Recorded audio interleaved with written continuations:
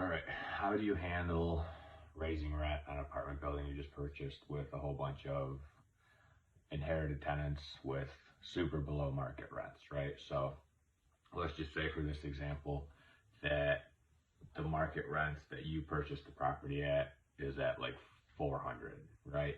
Or not the market rent, the current rent.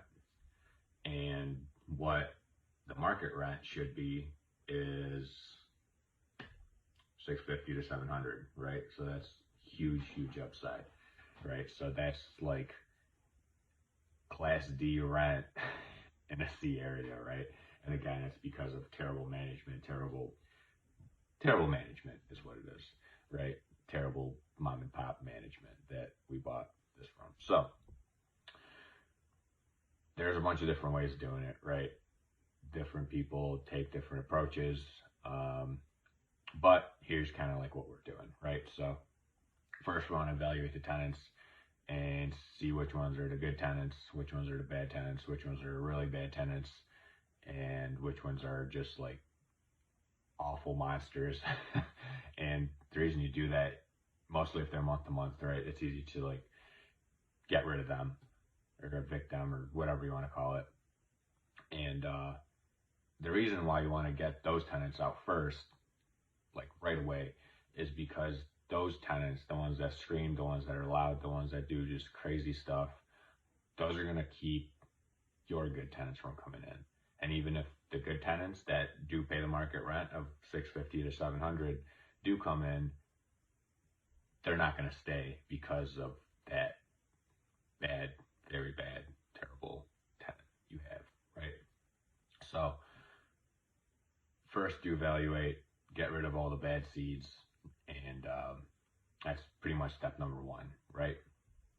And it is very difficult to figure out who the bad seed is because one bad seed may be pointing a finger at the other one, and it's just a shit show, to put it lightly, right? But eventually you can figure out who the really bad tenants are, right?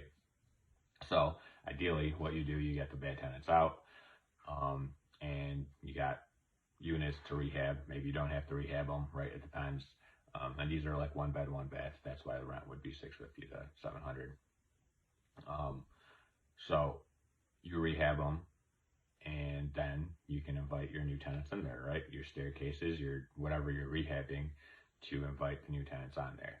And then for the other tenants that you see as good, you still want to get them to market rent, right? But you can't take someone that's paying $400 or $500 and be like, well, rent $700 next week or next month, right?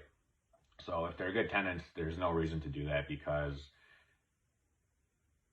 I guess it depends on your strategy, but the building worked at the $400 rents, right? So you got the building really cheap, which is sweet, but you want to capture that upside as soon as possible so you can refinance and, get your money out and go to the next building. So with the good tenants, the way we're doing it is we are just slowly bumping their rents, right? And that's like a $25, $35 bump. And doing it that way is actually almost better, right? Because you might be able to get them to like $600 to $650, but you're not spending the $2,000, $3,000, $4,000 to turn that unit, right? So you got a huge saving there. You don't have any downtime, right? Because when you're turning a unit, maybe a month or two, that unit's down. Maybe you're a month or two, you're finding a tenant, right? It depends on the season and all these different factors, but right, you're losing rent and you're putting money into the property, right? So that sucks. So I'd much rather have someone paying a below market rent that's a good tenant that pays on time, that's nice and clean and neat and just a good tenant, right? And not causing a headache for ideally the property manager or the other tenants or the other neighbors in the surrounding neighborhood of the building, right? So that is kind of how you handle raising rent, or not. It's not like a rule of thumb. That's just kind of like what I'm doing. But again, you can do it a million different ways. Some people, depending on the strategy and what they're trying to do and how bad the place is, they would just pretty much evict everyone, mostly if they're month to month, right? And in this case, and just rehab the whole building and then get new tenants in there, right? So that's a different strategy. Or you can do it this way. This way it takes longer, but you're not really, I guess you got to evaluate how long you can flip it in, your upside in rent. There's a bunch of things you got to evaluate, but that's just what we're doing, and that's another way of doing it. So if you have any questions, let me know. And yes, you can still evict people even during this crazy time, as long as